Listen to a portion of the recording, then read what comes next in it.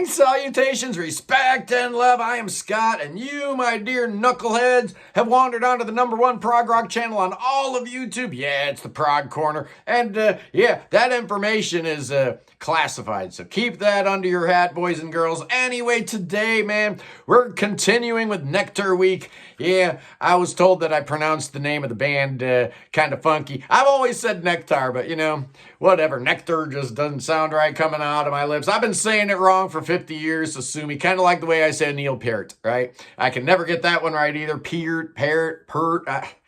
So sue me, I'm an idiot. Anyway, yeah, Nektar, man, formed in Hamburg way back in the late 60s. Bunch of British guys going to Germany to do the music because there were so many American service people. I guess that's why they ended up there. But it did give their music a little bit of a different kind of edge. They didn't sound like Yes. They didn't sound like Genesis. I wandered into a record store in Waukesha, Wisconsin back in like 1974, 1975, and I saw Remember the Future. That album cover just absolutely mesmerized me. I loved the name of the band. I loved the name of the album. I loved that it was 2 songs, right? 1 song on 2 sides, whatever, part 1 and part 2. You know, the old thick as a brick trick. I loved it. I absolutely fell in love with the band, and nothing has changed after all these years. Well, a lot's changed, actually. But they've got a fantastic new album. Just dropped a couple weeks ago. It's called A Mission to Mars. And yeah, I know Styx had an album called The Mission, about a mission to Mars. And I know Rick Wakeman had an album called The Red Planet. But this is a cool record, man. We're taking a little different slant on this idea here. This is the band's 16th album, depending on how you count it. There was something back in like 2018 called New Nektar. They did a covers album called The Spoonful in Time. I don't know how you're counting them, but I count 16 albums. This is their first album on something called Deko Entertainment. An outfit that includes on their roster artists like, I don't know, Slash, Tiffany. It's just a weird conglomeration. Angel's on the label. Joe Walsh is on the, John Lodge is on the label. A lot of really cool artists on Deko Entertainment. This is a short album, though. This is 4 songs. It's only 34 minutes. Mo defended the decision to have it a short album, saying, hey, it's only 2 minutes shorter than Remember the Future, so get over it. Yeah, absolutely. Let's take a look at it real quick. This is the vinyl, Mission to Mars. It's the same artist, man. It's Elmet Wensky, the same guy that did all their stuff in the 70s. Cool looking album cover. There's the band in concert. Decent looking package, absolutely. Inner sleeve, very nice. Can actually read all the liner notes and the lyrics, so that's appreciated. And what's super cool is the vinyl gradient, man. I love this thing. Look how beautiful this looks. Oh, yeah. Fantastic. Really well done. Deko Entertainment. Very nice package. Really, really cool. And thank you for sending me a promotional copy. You know, if you want to get the red treatment, red carpet treatment around here, it's really not that complicated, boys and girls. Send me promos, right? I am so bribable, it's not even funny. So who's in the band now? Well, this version of the band put out a record in 2020, which was actually the first record with Derek Mo Moore back in the band since all the way back in the day when Brooke Shields was adorning album covers for the band. But then they came back in 2020 with an album called The Other Side. Really, really liked it a lot. So who's in the band right now? Well, you know, of the original members, Mo's the only one left. We lost Alan Taft Freeman. We lost Ron Howden. We lost Roy Arbington. So this is like the last dude remaining. So I want to hear that Rickenbacker bass real strong in the mix. And it is, man, all the way through here. So you got Derek on bass. Rich Clandra. I don't know if you guys know this guy, but he was in a band called Fire Ballet. Just awesome. New Jersey guy. Connected with the band. He was in the band back like in 1978 and stuff after Roy left. So he's kind of like a long-term associate. So he's part of the band. His significant other, Marianne Castillo, she's in the band providing backup vocals. Keyboard players Kendall Scott does an amazing job, man. He's got a nice array, a lot of different cool sounds that you're hearing. And since Ron's not around anymore, we needed a new drummer. And Mo ended up with a guy named Jay Didamo. Oh, man, this guy's good. I don't know where he found this cat, but he's really, really solid. Joe DeMaio's the engineer. A guy named Leon Zervos from Australia mastered it. And production credit goes to Mo and Rich, which makes sense. There's 4 songs on here, man. That's it. It starts with a 9-minute song, the title track, Mission to Mars. Starts with a nice Rickenbacker bass sounding all trebly and cool, kind of a funky little thing. We're in G here. This is like a straightforward rock song until the Hammond organ shows up and you're like, okay, maybe this is prog all along. Rich's singing is like very rock and roll here, kind of raspy. Sounds like a lot of different singers that I've heard, but I really like it. I also like how Jay's snare is so high and ringy in the mix. It just cuts all the way through. Weird, but very cool. The song goes along for a while, and then we get this cool arpeggio section where we're playing these 3-note arpeggios going up and down. Very cool. And then Kendall shows up with a really weird sounding keyboard patch. The only questionable keyboard sound in the whole album is right there. It's cool, but I would have probably picked a different patch there, but whatever. Final section's really cool. Excellent riff. What a great opener. This is it's kind of like a straightforward rock and roll song, but it's not. It's got a lot of surprises inside, kind of, Forrest Gump material there. Second song is called Long Lost Sunday. Starts with some choppy rhythm guitars. You know how like Andy Summers used to play the quarter notes all choppy and whatnot? You got the synth in the background. We're in A minor here.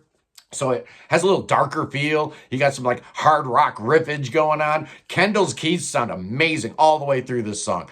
Just great. A lot of it's in the background. Really, really great, though. Rich does an amazing guitar solo at the end. Very controlled and reserved. He could have gone nuts, but he didn't. And Mo talked to me yesterday when we interviewed him about how this record has a lot of space between the instruments, and you really hear it here. Fantastic production here. Sounds amazing, absolutely. Okay, side 2 starts with the longest song on the album, One Day High, One Day Low. It's phenomenal. On first listen, this was my favorite song on the album.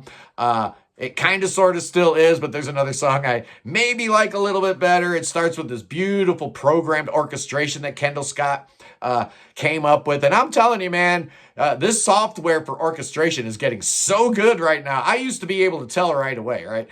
They hired an orchestra or, they just used a keyboard or whatever. I can't tell anymore, man. Just incredible. Sounds really, really good. Then Mo's bass kicks in, is driving in D minor, real powerful. A lot of really great vocal sections in this song. But what's cool is it's got that dark minor key kind of feel, but most of the singing that goes on, a lot of it's in major key. The choruses, go to that major key. Really cool. Very interesting arrangement. Being the longest song on the album, they had to, do a couple things differently, but it's really cool. Kendall's keys on this sound icy cold, man. Just making me shiver. I love it. Creating a really cool mood. The vocal sections, like I said, are just so good here. The lyrics are great. It's uplifting. It's fun. What a cool song. And that leads you to the final song on the album. And this is the one honestly, I kind of struggled with a little bit because it's starts out a little ballady. It's called I'll Let You In. It's 6 minutes long, and it starts with the acoustic guitar being finger picked. We're going from B minor to G to A to F sharp minor. You've heard that chord progression once or twice, right? I know we all have, but it always sounds good, so I ain't hating on it. The real nice build-up, beautiful melody. The chorus is very cool because we shift over to the relative major. We're in B minor here in the beginning, and then we get to the chorus. We're in D, which is, of course, the relative minor here. And I like this chorus. I like the chord progression in it because it's got that old school early 70s going from the D major to the D minor. That always makes me think of a certain kind of time. Christian undertones on here. A little weird, right? I didn't expect that, but kind of cool. Mo's talking about how he's cool with God, so he doesn't mind letting a little bit of that infiltrate in the music. And as a result, this song is actually getting airplay on some contemporary Christian music stations, which is awesome. Really unexpected. Didn't expect to see that. The album ends with Reach singing the lyrics, take on this heavy burden, no fear today, leaving you primed, pumped, and ready for part 2, because apparently this is a trilogy. This is part 1 of a trilogy. If so, man, I'm pretty excited about that, because this is a dynamite little record. Like I said, it's only 4 songs. It's only like 34 minutes. So it goes by like that. You put it on, and before you know it, it's over. And my score, what's my score going to be? I'm giving this puppy 8 out of 10. I really, really enjoy it. It's a great little record. Very, very enjoyable. Mo was a fantastic guest yesterday on the channel. So I tried not to be, you know how that goes. I try to not let that influence my score too much, but I'm a human being, so it's going to happen. But I think 8's about right. The future for Nektar, oddly enough, is kind of bright right now, which is really odd after, we lose all those founding members. But Mo is, taking the mothership Nektar on his shoulders, and he can handle it. He's a good guy. He's a tough guy. And anyway, that's my review. The brand new album from Nektar, Mission to Mars. Here it is one more time. Beautiful, beautiful record. Anyway, boys and girls, tomorrow I'm going to be ranking all 16 Nektar albums. That's going to be amazing. And I can announce it right now. This Sunday on the Sunday Prog stream, 11 o'clock Eastern. That's right. We changed the time, dummy. We used to be 1 o'clock. Now we're 11 o'clock.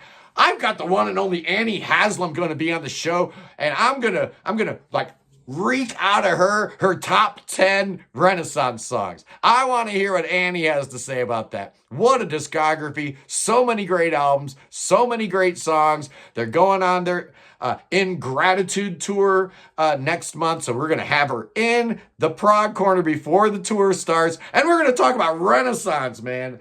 I don't know if you can tell, but I'm pretty happy about that. It's going to be amazing. Anyway, guys, I love you. Peace in the Middle East. Free Tibet. Free the Ukraine. Free Willie. And God save the king. Save King Chucky. That boy could use your saving. Bring that boy to America right now. Make him swim.